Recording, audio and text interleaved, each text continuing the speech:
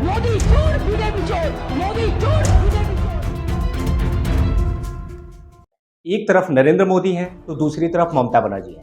लेकिन असली सवाल ये नहीं है कि कौन लड़ रहा है, असली सवाल ये है कि इस बार जनता किस मॉडल को चुनेगी। क्योंकि ग्राउंड पे जो बदलाव हो रहा है वो रिजल्ट बदल सकता है। मीडिया आपको हाफ स्टोरी दिखाती है, लेकिन इस चुनाव की असली लड़ाई मोदी मॉडल वर्सेस ममता मॉडल है। एक तरफ वेलफेयर पॉलिटिक्स तो दूसरी तरफ डेवलपमेंट एनालिसिस। आखिरकार इस वीडियो में मैं आपको दिखाऊंगा ग्राउंड की रियलिटी, स्कीम के असर और आखिरकार क्लियर प्रेडिक्शन, वो भी एनालिसिस के साथ। वेस्ट बंगाल में ममता ने सालों से डोमिनेंस बनाया है।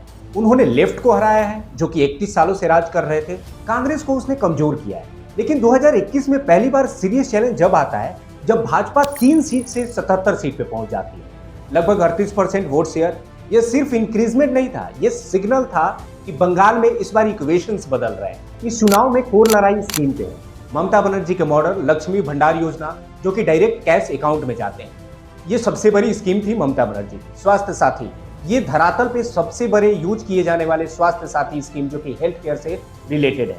और एक कन्याश्री योजना आती है, वो गर्ल्स को सपोर्ट करती है। ये योजना हालांकि ममता बनर्जी को जरूर फायदे पहुंचाएगी। दूसरी तरफ नरेंद्र मोदी, जो कि पीएम आवास योजना, ये हाउसिंग सपोर्ट जो कि बीपीएल परिवारों को मिलता है, और ऐसे ही एक उज्ज्वला योजना, ये भी गैस बीपीएल परिवार को मिलता है। और सबसे बड़ी पीएम की जो योजना है वो आयुष्मान भारत, ये हेल्थ रिलेटेड है। आखिरकार ये सारी योजना जो कि ममता बनर्जी और प्रधानमंत्री की जो केंद्र सरकार की योजनाएं हैं, ये कहीं ना कहीं दोनों पार्टियों को धरातल पे एक मजबूत स्थिति प्रोवाइड करता है। अब हम बात करते हैं focus long term infrastructure versus scale. तो सवाल साफ है कि short term versus long term development, और आखिरकार ये वोटर डिसाइड करेगा कि हम वोट किसको देंगे। ममता बनर्जी की सबसे बड़ी ताकत ग्राउंड कंट्रोल है, वुमेन वोटर है, माइनॉरिटी सपोर्ट है, स्ट्रॉन्ग लोकल नेटवर्क है। लेकिन चैलेंजेस भी क्लियर है, करप्शंस है, एलिगेशंस है, जॉब क्राइसिस है, पॉलिटिकल वायलेंस नैरेटिव बहुत ज्यादा है, और सबसे बड़ा रिस्क फॉटिक फैक्टर का है। जब एक सरकार लंबे समय तक रहती है तो आखिरकार लोगों को भी डिससैटिस्फैक्शन नेचुरली बढ़ते रहता है। दोस्तों, अब बात करते हैं उस फैक्टर का जो हर स्टेट इलेक्शन में इंपैक्ट करता है, Narendra Modi campaign emotions create करता है और नैरेटिव कंट्रोल करता है। बीजेपी का अप्रोच क्लियर है, strong messaging, identify politics control and scheme visibility, और सबसे ज्यादा इंपैक्ट चेंज का आइडिया पुश करना होता है।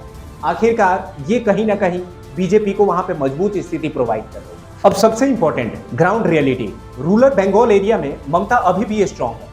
अर्बन बॉर्डर एरिया में बीजेपी की ग्रोथ क्लियर दिख रहा है और यूथ वोटर शिफ्ट कर रहे हैं। रीजन क्या है कि एम्प्लॉयमेंट, करप्शन और नेशनल इन्फ्लुएंस। तो अब सीधा सवाल कि आगे है कौन। करेंट सिनेरियो में ममता साइलेंट लीड में है, लेकिन बीजेपी ने गैप को कम किया है। कई कंस्टिट्यूएंसी में डायरेक्ट कंटेस्ट है जो कि ममता और बीजेपी के बीच में है, और बीजेपी इस बार स्ट्रॉन्ग चैलेंज दे सकती है। कंक्लूजन सिंपल है, ये इलेक्शन वन साइडेड नहीं है और यह कॉम्पिटिटिव बैटलफील्ड। तो बंगाल का चुनाव सिर्फ स्टेट इलेक्शन नहीं है, ये मॉडल की लड़ाई है, नैरेटिव की लड़ाई है। अब फैसला जनता के हाथ में है कि आखिरकार कंटिन्यू जनता किसे कर रही है या चेंज कर रही है।